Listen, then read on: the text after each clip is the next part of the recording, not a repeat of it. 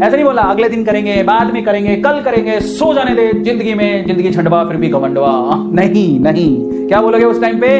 गया, next, letter, tomorrow, कुछ नहीं, आज करूंगा, अभी करूंगा, करके सोऊंगा। खुद से कमिटमेंट किया है मैंने, समझ में आ गया? खुद से कमिटमेंट किया है, आज करूंगा, अभी करूंगा और करके सोऊंगा। खुद से कमिटमेंट किया है मैंने। ऐसा एटीट्यूड रखोगे तो कौन रोक पाएगा भाई आपको? कौन रोक पाएगा? This is the fourth secret which every topper have. वो जिद कर लेता है अपने आप से, भले नहीं खाना मेरे को कुछ भी, मेरा टारगेट पूरा नहीं हुआ है, मैं टारगेट पूरा होगा तभी चेयर से उठूंगा, ऐसे उठूंगा ही नहीं। हेलो फ्रेंड्स, आज एक बहुत ही इंपॉर्टेंट बात करने के लिए मैं आया हूँ, ठीक है? तो इस वीडियो को आराम से पूरी देखना, बहुत इंपॉर्टेंट है। देखो, सबसे पहले हम बात करेंगे क्या, परीटो प्रिंसिपल की। परीटो प्रिंसिपल, देखो आपका एग्जाम बहुत पास में है, काफ़ी कम टाइम बच रहा है आपके एग्जाम के लिए, तो आपको ये पता है कि आपको अपने एफर्ट्स कम देंगे और हमको रिजल्ट चाहिए ज़्यादा, ठीक है ना? तो ये जो प्रिंसिपल है ये बोलता है कि 20% अगर हम अपने एफर्ट्स डालते हैं, मेहनत करते हैं, तो हमको 80% उसका फल मिलता है, ठीक है ना? तो 80% फल मिलता है 20% मेहनत करने से। और गाइस ये बात सिर्फ यहीं पे ही लागू नहीं होती, ये बात आपके फ्रेंड्स सर्कल में भी लागू होती है। जैसे कि आपके 20% फ्रेंड्स ऐसे होंगे, है ना, जिनसे आप 80% बात या हेल्प करते होंगे, आपकी हेल्प करते होंगे, या फिर आप उनसे 80% बात करते होंगे, ठीक है? तो 20-80 का रूल हमेशा याद रखना, ये हमेशा एप्लीकेबल होता है। जो खासकर इंजीनियर बच्चे होंगे उनको पता होगा कि जो लास्ट के जो डेज होते हैं उसमें जो आउटपुट आता है वो कहीं नहीं आता। तो आपके पास ये मत सोचना कोई भी कि टाइम कम बच रहा है, time is more than sufficient, है ना? अभी काफ़ी टाइम है और आप उसमें अपना एम अचीव कर सकते हैं। गाइस ये मेरा पर्सनल एक्सपीरियंस कहता है कि जब आप थोड़े से लीस्ट प्रिपेयर होते हैं ना, जब आपकी तैयारी कम होती है, तो आपको जो आउटपुट आता है ना, क्योंकि आप देखो उस टाइम आपके अंदर बिल्कुल भी डर नहीं होता कि भाई मेरा एग्जाम क्लियर होगा या नहीं होगा, तो आपका जो इनोवेशन वाला मेथड है या फिर जो आउट ऑफ द बॉक्स आप सोचते हैं, जो क्वेश्चन करने का तरीका होता है, वो थोड़ा सा अच्छा हो जाता है, ठीक है ना? तो आप उसमें अच्छा एग्जाम में जाके मतलब बिना डरे, विदाउट फियर जाके आप एग्जाम देंगे जब आपकी प्रिपरेशन नहीं होती। तो वही चीज़ मैं बोल रहा हूँ कि जो 20-80 वाला रूल है अभी भी लगेगा, और आपको मैं बताता हूँ कि तैयारी करनी कैसे है। देखो, लास्ट मिनट हैक बोल लो, इसको कुछ भी बोल सकते हो आप, ठीक है? काफ़ी लोग को अभी टेंशन हो रही होगी एग्जाम की कि इतनी सारी किताबें हैं, कैसे कैसे हमको कवर करना है, क्या क्या हमको पढ़ना है, ठीक है? देखो, सबसे पहले हमें जो अभी करंट सिचुएशन है आप लोगों की, या तो आपको कन्फ्यूजन है ना, या तो आपको चिंता है, एंग्जाइटी है, या आपको बेचैनी हो रही है, रेस्टलेसनेस हो रही है, डर लग रहा है, फियर लग रहा है और स्लीपीनेस हो रही है, ठीक है ना? आपको नींद नहीं आ रही, तो अगर ये सिचुएशन आपकी है ना, तो आप एकदम सही कंडीशन में हो पढ़ने की। अगर ये कंडीशन है तभी एक अच्छी बात होती है। काफ़ी लोग के अभी SSB आ रखे होंगे लास्ट वाले के, मतलब किसी न किसी का कुछ ना कुछ कन्फ्यूजन होगा, या तो फिर कि ये वाला एग्जाम दें, CAPF दें, CDS दें, FCAT दें, तो ये सब कन्फ्यूजन है। अगर आप इस सिचुएशन में हैं तो आप एकदम करेक्ट जगह हैं, ठीक है ना? बट एक चीज़ है गाइस, इसको आपको एक्सटेंड नहीं करना है, कुछ भी हो जाए आपको इसको एक्सटेंड नहीं करना है कि यही सोचते रहेंगे आप। ये सोचना बंद कर दें, अब पढ़ना चालू करना है, ठीक है? ऐसा नहीं है कि आप 1-2 हफ्ते तक बस सोच ही रहे हैं, कन्फ्यूजन में ही हैं, ऐसा नहीं करना है बिल्कुल भी। देखो गाइस, आपको 2 साल मिले हैं पेंडेमिक के, ठीक है ना? आप अपने दिल पे हाथ रख के बताओ कि आपकी कितनी तैयारी हुई है, ठीक है ना? मे भी कुछ ऐसे फ्यू लोग होंगे जिनकी अच्छी तैयारी हो पाई होगी इनमें, इस वाले पेंडेमिक में, ठीक है ना? मतलब कुछ लोग को मटेरियल नहीं मिला होगा, कुछ लोग को कहीं का कुछ ना कुछ उनकी प्रॉब्लम रही है। मेजर जो फीडबैक मेरे पास आए हैं या जिन्होंने मुझसे बात करी है, वो अभी भी इसी बात में कन्फ्यूजन है कि सर अब कैसे करें, सर अब तो बता दो कि अब कैसे तैयारी करनी है। तो गाइज आप उसेन बोल्ट को तो जानते होंगे। देखो, उसेन बोल्ट जो हैं, इनके 2 पॉइंट्स जो मेरे को बहुत ही इंपॉर्टेंट लगते हैं और अच्छे भी लगते हैं। क्या ये बोलते हैं, लास्ट मोमेंट पे जान लगा दो अपनी, जितनी आपके अंदर जान है ना, लास्ट मोमेंट पे अपने फुल एफर्ट्स दो, ठीक है ना? और एक्सट्रीम प्रैक्टिस करो, जितनी प्रैक्टिस कर सकते हो एक्सट्रीम। देखो गाइस, अब जो मेन पॉइंट क्या है कि हमें कहाँ जोर कहाँ लगाना है, ठीक है ना? हमें कहाँ पे अपने एफर्ट्स कहाँ पे पुट करने हैं। देखो, सबसे पहली बात, अगर आपने अभी तक कुछ भी नहीं पढ़ा है, 2 टाइप के बच्चे होंगे, ठीक है? मतलब सबकी स्टार्टिंग पॉइंट अलग होता है। किसी ने अभी तक स्टार्ट कर चुका है, कोई आज से स्टार्ट करेगा, ठीक है ना?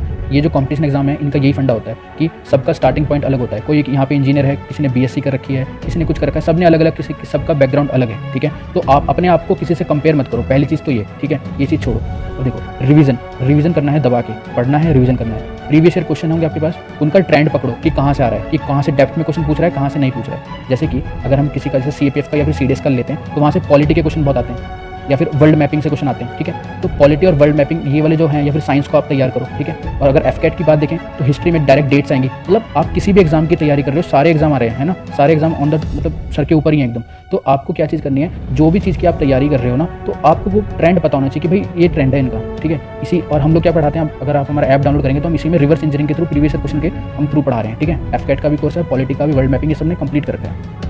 आगे चलते हैं गाइस। देखो, आप सिर्फ कुछ बच्चे बोलते हैं कि कॉन्सेप्ट लो।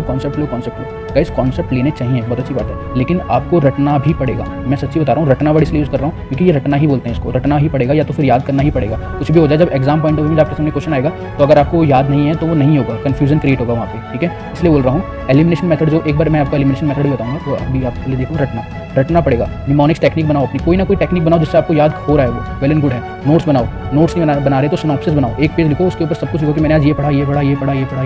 सिनॉप्सिस बना के रखो। टेस्ट पेपर्स दो, प्रीवियस ईयर के, या तो फिर जो भी आप दे सकते हो वो दो। अब कुछ बच्चे इसके पीछे बहुत भागते हैं, PDF, मटेरियल, बुक्स, इनके पीछे मत भागो। अगर आपको एक सोर्स अपना फिक्स रखो, एक सोर्स, ठीक है, एक सोर्स फिक्स रखो। बुक अगर एक बुक पढ़ रहे हो तो एक बुक, जैसे पॉलिटिकली लक्ष्मीकांत है तो लक्ष्मीकांत को पूरी कंप्लीट करो, ठीक है। उसके बाद उसके माइंड मैप्स बनाओ। अगर आपने अपने माइंड मैप्स बना लिए ना लक्ष्मीकांत के, तो बहुत यूजफुल होता है गाइस, बहुत यूजफुल होता है, ठीक है। अब बात आती है आपके किस चीज़ की, एलिमिनेशन मेथड। देखो पढ़ने के बाद एक एलिमिनेशन मेथड है। देखो मैं आपको एक क्वेश्चन लिख के करवाता हूँ तो आपको पता चले क्या मेथड है। समझो ये आपके FCAT में क्वेश्चन आ गया, एग्जाम्पल ले रहा हूँ, FCAT में बिल्कुल स्टैटिक क्वेश्चन आते हैं, ठीक है। जैसे कि आ गया चंपारण सत्याग्रह जो गांधी जी ने करवाया था, ठीक है, गांधी जी। तो कब हुआ था ये ईयर, ऑप्शन दे रहा हूँ मैं। ऑप्शन आपके पास आ गए 1914 पहला ऑप्शन, दूसरा ऑप्शन हो गया 1915, तीसरा ऑप्शन हो गया 1916, चौथा ऑप्शन हो गया 1917, ठीक है। इस तरीके से आपके 4 ऑप्शन बन गए। तो अब एलिमिनेशन मेथड क्या चीज़ होती है गाइस, थोड़ा सा ध्यान से देखना। पहली चीज़, गांधी जी इंडिया कब आए थे, अगर आपको ईयर पता है तो आप 2 इसमें ऑप्शन एलिमिनेट कर सकते हो। इसको मैं एलिमिनेशन मेथड बोलता हूँ। देखो 1915 में आए थे, ठीक है, 1915 में आए थे, ठीक है। तो ये वाला ऑप्शन तो कट हो गया, मतलब आपने एक ऑप्शन तो कट कर ही दिया, ठीक है। अब ऐसा तो है नहीं कि उन्होंने आते ही एकदम चंपारण सत्याग्रह कर दिया होगा, है ना। थोड़ा सा कॉमन सेंस वाली बात है, कोई भी अगर इंडिया में आया है तो एकदम से स्टार्ट नहीं किया होगा, ठीक है। तो ये 2 ऑप्शन कट गए। तो आपको इतना तो पता चलेगा कि आप तो या तो आंसर ये है या तो आंसर ये है, ठीक है। मैं इस वाले एलिमिनेशन की बात कर रहा हूँ। अब आपको थोड़ा बहुत पढ़ा हुआ होना चाहिए, कौन सा उसकी सीक्वेंस पता होना चाहिए, ठीक है। तो 1970, तो वो उसी चीज़ की बात कर रहा हूँ मैं। आपको एग्जाम पॉइंट ऑफ व्यू से अभी अपना सिलेबस कंप्लीट करना है पहले, ठीक है। और एलिमिनेशन मेथड सीखना है। बहुत सारी चीज़ होती हैं जो आप पढ़ने के बाद सीखते हो, है ना, पहले नहीं सीख पाते उनको, पढ़ने के बाद सीखते हो। तो अभी गाइस बहुत टाइम है, आपका कोई भी एग्जाम हो, ठीक है, अपनी तैयारी। तो गाइस अगर आपको हमारी फ्री प्लेलिस्ट देखनी है तो आप यूट्यूब पे जाने के बाद प्लेलिस्ट पे क्लिक करेंगे, तो उसके बाद इस तरीके से प्लेलिस्ट ओपन हो जाएगी। देखो मैपिंग, ये आपके CAPF, CDS और NDA, FCAT सभी के लिए काम की, लेकिन जो मेन एग्जाम है CAPF, CDS और NDA हैं, ठीक है। और इंग्लिश ये CDS और CAPF के लिए है, NDA के लिए।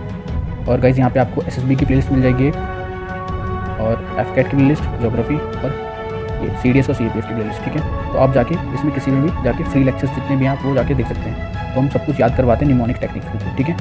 और गाइस अगर आपको हमारा ऐप डाउनलोड करना है, अगर आपको हमारे पेड कोर्सेज में एनरोल होना है तो आप डिफेंस स्पेक्ट्रम ऐप डाउनलोड कर सकते हैं।